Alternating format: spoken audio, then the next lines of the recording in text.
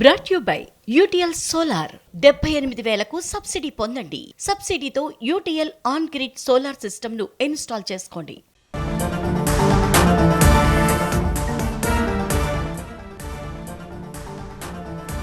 Good evening, welcome to top 9 news. నేను పూర్ణిమ. సినీ పరిశ్రమ సమస్యల పరిష్కారానికి సబ్ కమిటీ ఏర్పాటుకు ఓకే.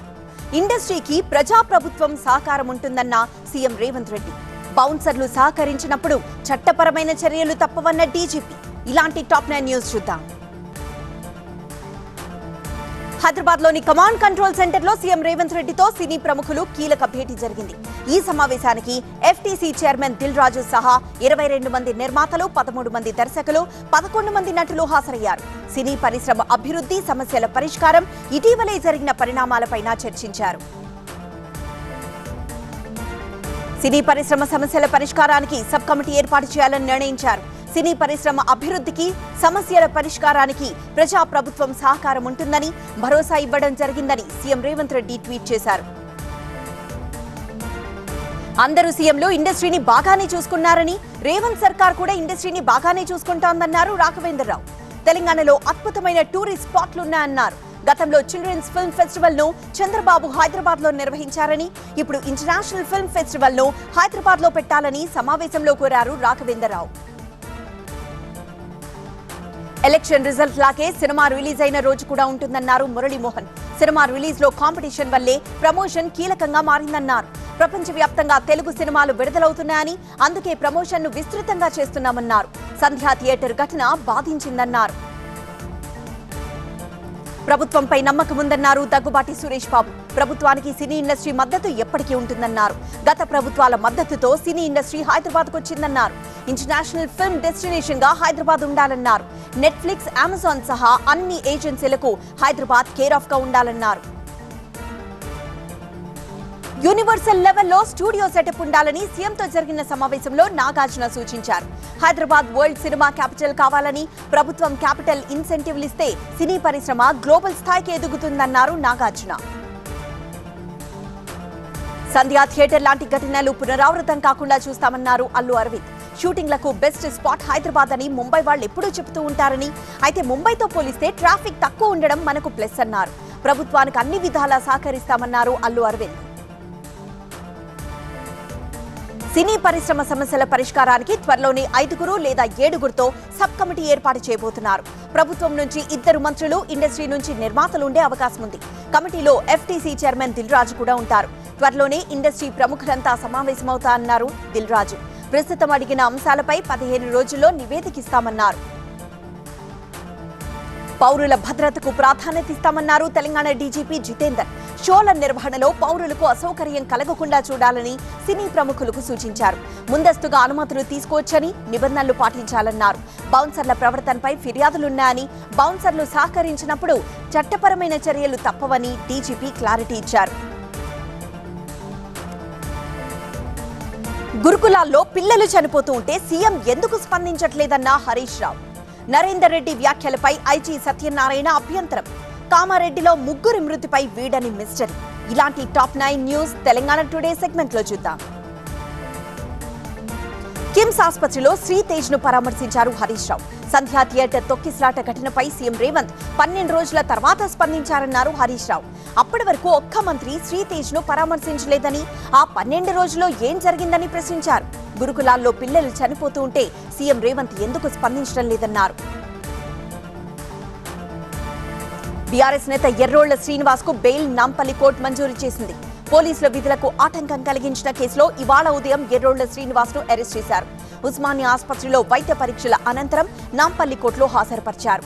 వాదనలు విన్న కోర్టు శ్రీనివాస్ కు షరతులతో కూడిన బెయిల్ మంజూరు చేసింది. 5,000 రూపాయల పూచీకత్తుతో పాటు 2 షూరిటీలు సమర్పించాలని, పోలీసుల విచారణకు సహకరించాలని నాంపల్లి కోర్టు ఆదేశించింది. ప్రభుత్వ హామీలను ప్రశ్నిస్తున్నందుకే ఎర్రోళ్ల శ్రీనివాస్ పై కక్షగట్టి అక్రమ కేసులతో వేధిస్తున్నారని మాజీ మంత్రి కేటీఆర్ ఆరోపించారు. కనీసం నోటీస్ కూడా ఇవ్వకుండా శ్రీనివాస్ ఇంటికి వెళ్లి వారి కుటుంబ సభ్యులను భయభ్రాంతులకు గురి చేశారన్నారు. బీఆర్ఎస్ పార్టీకి కేసులు, అరెస్టులు, వేధింపులు కొత్త కాదన్నారు కేటీఆర్. వికారాబాద్ పట్టణంలో సర్వశిక్ష అభియాన్ ఉద్యోగుల సమ్మె శిబిరానికి వెళ్లారు తెలంగాణ స్పీకర్ గడ్డం ప్రసాద్. నెల ప్రభుత్వ ఉద్యోగులకు జీతాలు సమయానికి పడుతున్నాయని, కొన్ని రోజులు ఆగితే మీ సమస్య కూడా పరిష్కారం అవుతుందన్నారు. యాసంగి పంటకు రైతులు సాగునీటిని పొదుపుగా వాడుకోవాలన్నారు ఎమ్మెల్యే బొజ్జు. నిర్మల్ జిల్లా కడెం మండల కేంద్రంలోని రైతు వేదిక భవనంలో కడెం, దస్తూరాబాద్, జన్నారం మండలం రైతులతో ఏర్పాటు చేసిన సమావేశంలో ఎమ్మెల్యే మాట్లాడారు. కడెం ప్రాజెక్టు నుంచి రెండో పంటకు త్వరలోనే సాగునీరందిస్తామని, రైతుల సంక్షేమానికి కాంగ్రెస్ ప్రభుత్వం కృషి చేస్తుందన్నారు ఎమ్మెల్యే బొజ్జు. కొడంగల్ మాజీ MLA Narender Reddy press meet లో చేసిన వ్యాఖ్యలపై అభ్యంతరం వ్యక్తం చేశారు ఐజీ సత్యనారాయణ. అక్రమంగా కేసులు పెట్టారనేది తప్పని, నిఘా వైఫల్యం కానే కాదన్నారు ఐజీ. నిందితుడికి బేడీలు వేసి ఆసుపత్రికి తీసుకువెళ్లిన ఘటనలో జైలు అధికారులపై చర్యలు తీసుకున్నామన్నారు. సురేష్ సంబంధించిన కొన్ని ఆడియోలు తమ వద్దున్నాయని, సమయం వచ్చినప్పుడు బయటపడతామన్నారు.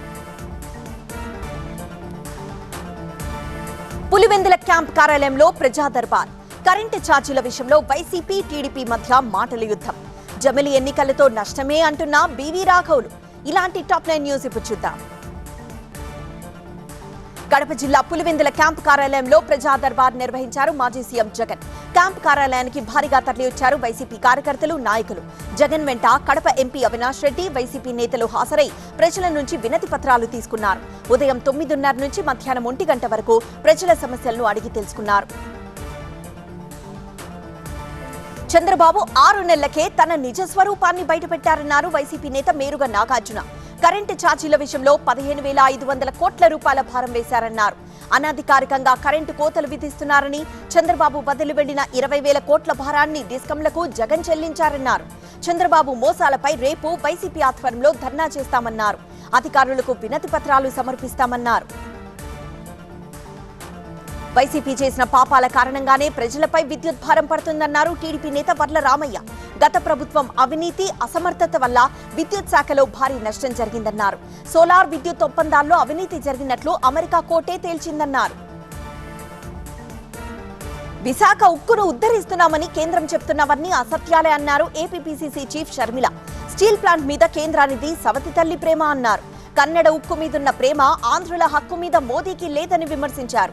విశాఖ ఉక్కును సాధించడం చేత కాకపోతే వెంటనే ఎన్డీఏ భాగస్వామ్యం నుంచి టీడీపీ, జనసేనలు తప్పుకోవాలని షర్మిల డిమాండ్ చేశారు. సంపద సృష్టించడం అంటే ఛార్జీలు పెంచడమేనా అని ప్రశ్నించారు కాంగ్రెస్ సీనియర్ నేత తులసిరెడ్డి. సర్దుబాటు ఛార్జీల పేరుతో విద్యుత్ వినియోగదారులపై భారం మోపారన్నారు. గతంలో వైసీపీ ప్రభుత్వం మితిమీరి అప్పులు చేస్తోందని చంద్రబాబు ఆరోపించారని, రాజధాని నిర్మాణం కోసం కేంద్రం నుంచి నిధులు తెచ్చుకోకుండా అప్పుల కోసం చంద్రబాబు ప్రభుత్వం ప్రయత్నిస్తోందన్నారు. జమిలి ఎన్నికలతో రాష్ట్రాలు తీవ్రంగా నష్టపోయే ప్రమాదం ఉందన్నారు సిపిఎం నేత బీవీ రాఘవులు. జాతీయ స్థాయిలో నిరంకుశ విధానాలు అవలంబిస్తూ రాష్ట్రాల హక్కులను కాలరాస్తున్న జమిలి ఎన్నికలను ప్రజాస్వామ్యవాదులు వ్యతిరేకించాలన్నారు. అమిత్ షా వ్యాఖ్యలకు నిరసనగా ఈ నెల 30న జాతీయ స్థాయిలో ఆందోళనలకు ప్రజల మద్దతు తెలిపాలన్నారు. ఎన్నికల కమిషన్ కూడా ఎన్డీఏ పార్టీలకు తొత్తుగా వ్యవహరిస్తోందన్నారు. కేంద్ర, రాష్ట్ర ప్రభుత్వాలు ప్రజా వ్యతిరేక వైఖరి అవలంబిస్తున్నాయన్నారు సిపిఐ నేత ముప్పాళ్ల నాగేశ్వరరావు. పల్నాడు జిల్లా దాచేపల్లిలో సిపిఐ శత వసంతాల వేడుకల్లో నాగేశ్వరరావు మాట్లాడారు. ధనికులు మరింత ధనికులవుతుంటే పేదవారు మరింత పేదవారు అవుతున్నారన్నారు. రాజ్యాంగ నిర్మాణ కమిటీ సభ్యులుగా ఉన్న కమ్యూనిస్టుల కారణంగానే పౌరులకు ప్రాథమిక హక్కులు లభించాయన్నారు. వంగవీటి మోహన రంగా వర్ధంతి సందర్భంగా బెజవాడలో రంగా విగ్రహానికి నివాళులర్పించారు వంగవీటి రాధ. వంగవీటి ఆశయాలను నిజం చేసేందుకు ప్రతి ఒక్కరూ ప్రయత్నించాలన్నారు రాధ. వంగవీటి క్యాలెండర్ ను ఆవిష్కరించిన ఎమ్మెల్యే బోడి ప్రసాద్ కుల మతాలకు అతీతంగా వంగవీటి పోరాటం చేశారన్నారు. గులాబీ తోటలో జరిగిన రంగా వర్ధంతిలో ఎమ్మెల్యే బోండా ఉమా పాల్గొని రంగా విగ్రహానికి పూలమాల వేసి నివాళులర్పించారు. జాయ్ జెమీమా కేసులో కీలక విషయాలు వెలుగులోకొచ్చాయి. మత్తు కోసం సెడేటివ్ టాబ్లెట్స్ వాడినట్లు తేలిందన్నారు విశాఖ సిపి బాగ్చి. హైదరాబాద్ కు చెందిన జోయా భర్త తన్వీర్ మత్తు సరఫరాలో కీలక పాత్ర పోషించారన్నారు. డ్రగ్స్ సప్లై, స్పా సంబంధిత నేరాల్లో ఉన్నారన్నారు. బాధితులను బెంజమిన్ టార్చర్ చేసేవాడని చెప్పారు. జోయా, తన్వీర్, అవినాష్ బెంజమిన్ ను కస్టడీలోకి తీసుకొని విచారిస్తామన్నారు సిపి బాగ్చి. పరిస్థితులకు అనుగుణంగా విద్యా విధానంలోనూ మార్పులన్న ప్రధాని. ఇండియా కూటమి నుంచి కాంగ్రెస్ ను తప్పించాలన్న ఆప్. డీఎంకే అధికారం కోల్పోయేంత వరకు చెప్పులు వేసుకోనన్న అన్నామలై. ఇలాంటి టాప్ 9 న్యూస్ ఇప్పుడు చూద్దాం. మారుతున్న పరిస్థితులకు అనుగుణంగా విద్యా విధానంలోనూ మార్పులు తీసుకొస్తున్నామన్నారు ప్రధాని మోదీ. యువతను కేంద్రంగా చేసుకుని అనేక పథకాలను తీసుకొచ్చినట్లు వివరించారు. భారత్ అభివృద్ధి చెందిన దేశంగా అవతరించడంలో యువత పాత్ర చాలా కీలకమన్నారు ప్రధాని మోదీ.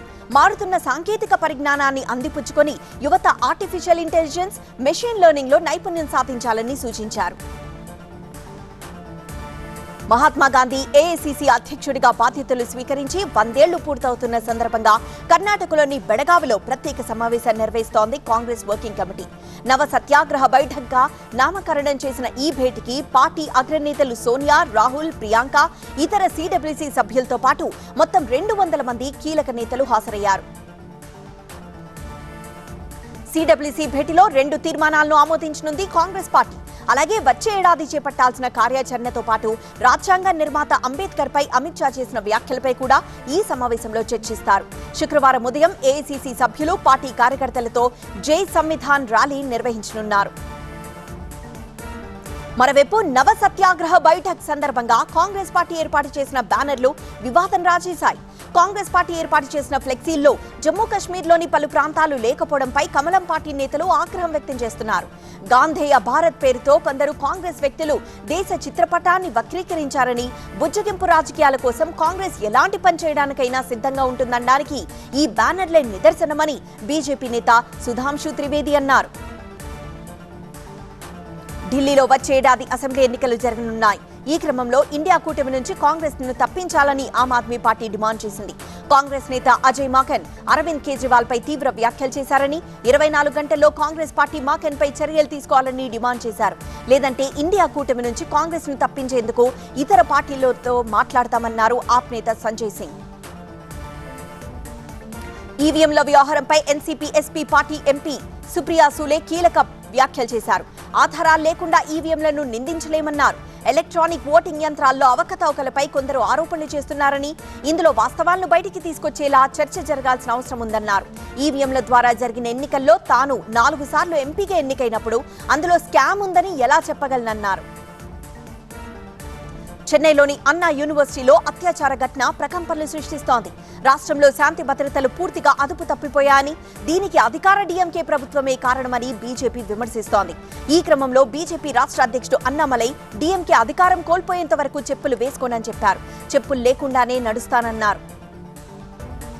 సూపర్ స్టార్ రజనీకాంత్ ను భారత యువ గ్రాండ్ మాస్టర్, ప్రపంచ చెస్ ఛాంపియన్ డి గుకేష్ కలిశారు. రజనీ ఆహ్వానం మేరకు తల్లిదండ్రులతో కలిసి ఆయన ఇంటికి వెళ్లారు గుకేష్. ఇందుకు సంబంధించిన ఫోటోలను గ్రాండ్ మాస్టర్ ఎక్స్ వేదికగా షేర్ చేశారు. విలువైన సమయాన్ని తన కోసం వెచ్చించిన రజనీకాంత్ కు గుకేష్ ధన్యవాదాలు తెలిపారు. గచ్చిబౌలి హిట్ అండ్ రన్ కేసులో పెరిగిన మృతుల సంఖ్య, జికా వైరస్ పై అధికారుల క్లారిటీ, కల్తీ కల్లు ఘటనలో ఇద్దరికి సీరియస్. ఇలాంటి టాప్ 9 న్యూస్ చూద్దాం. కొత్తగూడెం జిల్లా అశ్వారావుపేట నియోజకవర్గంలో సుడిగాలి పర్యటన చేశారు మంత్రి పొంగులేటి శ్రీనివాసరెడ్డి. దమ్మపేట ఎండీఓ ఆఫీసులో ఇందిరమ్మ ఇళ్ల నమూనాలను పరిశీలించారు మంత్రి. సంక్రాంతి పండుగ తర్వాత రాష్ట్ర వ్యాప్తంగా 4 లక్షల ఇళ్లను ప్రభుత్వం మంజూరు చేస్తుందని, ఎలాంటి షరతులు లేకుండా నచ్చినట్లు ఇల్లు కట్టుకోవచ్చని చెప్పారు. 5 లక్షల రూపాయలు ప్రభుత్వం ఇస్తుందన్నారు. గచ్చిబౌలి రోడ్డు ప్రమాదంలో మృతుల సంఖ్య 2కు చేరింది. స్కోడా కార్ ఢీ కొట్టడంతో సిబిఐటి విద్యార్థిని శివాని అక్కడికక్కడే మృతి చెందగా ఆసుపత్రిలో చికిత్స పొందుతూ ఇవాళ వెంకటరమణారెడ్డి చనిపోయాడు. ఈ కేసులో షేర్లింగంపల్లికి చెందిన వ్యాపారవేత్త కుమారుడు రాజవర్ధన్ ను అదుపులోకి తీసుకుని పోలీసులు విచారిస్తున్నారు. వారం రోజుల క్రితమే లండన్ నుంచి హైదరాబాద్ వచ్చారు రాజవర్ధన్. హైదరాబాద్ లోని హెచ్ఐసిసిలో జరిగిన లింగంనేని రమేష్ కుమారుడు శ్రీనీష్, బాలు చౌదరి కుమార్తె ఐశ్వర్య నిశ్చితార్థ వేడుకకు హాజరయ్యారు ఏపీ సీఎం చంద్రబాబు నాయుడు. వేడుకలో ముఖ్యమంత్రితో పాటు డిప్యూటీ సీఎం పవన్ కళ్యాణ్, పలువురు మంత్రులు పాల్గొని వధూవరులు శ్రీనీష్, ఐశ్వర్యను ఆశీర్వదించారు. పీడీఎస్ బియ్యం పక్కదారి పట్టకుండా కృష్ణా జిల్లా అధికారులు పటిష్ట నిఘా పెట్టారు. అవకతవకలకు చెక్ పెట్టేందుకు ప్రతి బఫర్ గోదాముకు ఇన్ఛార్జ్ గా డిప్యూటీ తహసీల్దార్లు నియమిస్తూ ఎన్టీఆర్ జిల్లా కలెక్టర్ లక్ష్మీషా ఆదేశాలు జారీ చేశారు. ధాన్యం కొనుగోలు కేంద్రాన్ని ఆకస్మికంగా తనిఖీ చేసి ధాన్యం తేమ శాతం నమోదు ప్రక్రియను పరిశీలించారు. ఖమ్మం జిల్లా పాలేరు నియోజకవర్గంలో 2 రోజులుగా కురుస్తున్న వర్షాలతో రైతులు ఆరబోసిన ధాన్యం పూర్తిగా తడిచిపోయింది. కొనుగోలు కేంద్రాల్లో అధికారులు పట్టాలు ఏర్పాటు చేయకపోవడంతో అకాల వర్షానికి ధాన్యం తడిచిపోయిందని రైతులు ఆగ్రహం వ్యక్తం చేస్తున్నారు. కనీసం పెట్టిన పెట్టుబడి కూడా వచ్చే పరిస్థితి లేదని వారు వాపోతున్నారు.